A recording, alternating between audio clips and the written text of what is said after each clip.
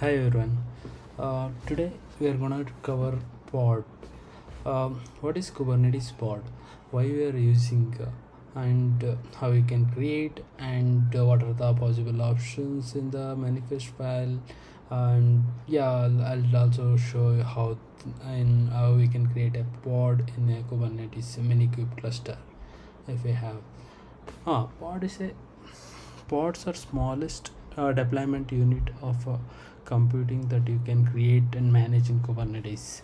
As you see here, this is the pod, and we have each pod will be assigned a specific IP address, and each pod can have multiple volumes attached to the pod, and each pod have multiple one or more container uh, can be running on the inside the app.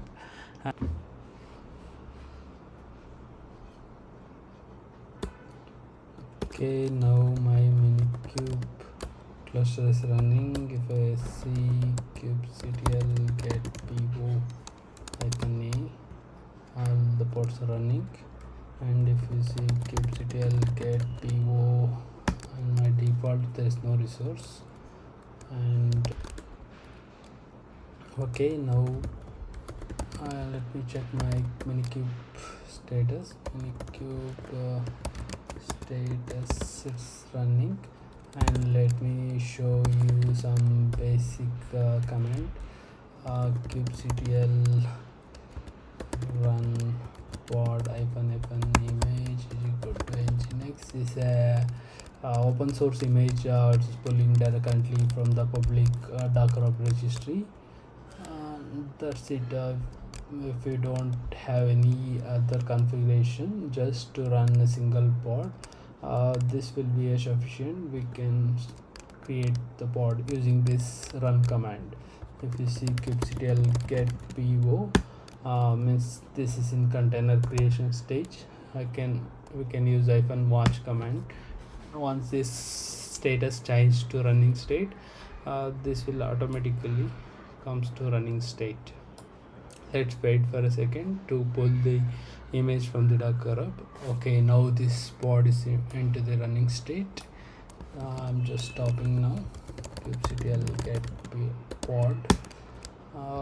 We can use kubectl delete pod to delete the pod. Delete pod, and name is also pod. Yeah. Now we can see how we can create the pod using the manifest file. That will be yaml formatted nginx. All these things are available in my public GitHub repository. If you want to test it from your side, I can do that. I'll just this the manifest file in this YAML format, and this is the API version currently using, and kind is pod, and inside the metadata will be having the name and labels to specify the pod selector.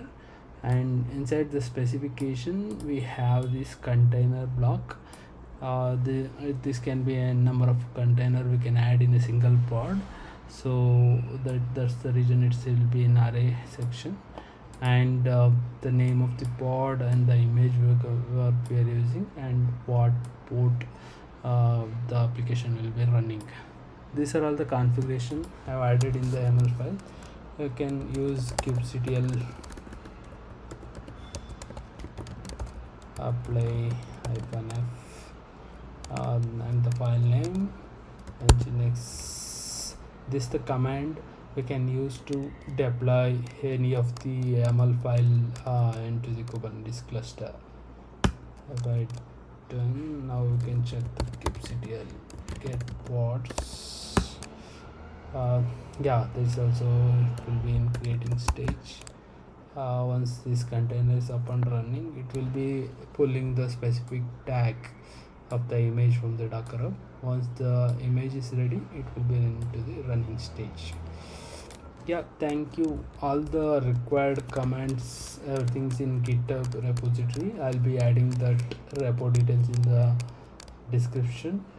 Just try familiar with this because going forward all the application will be in Kubernetes.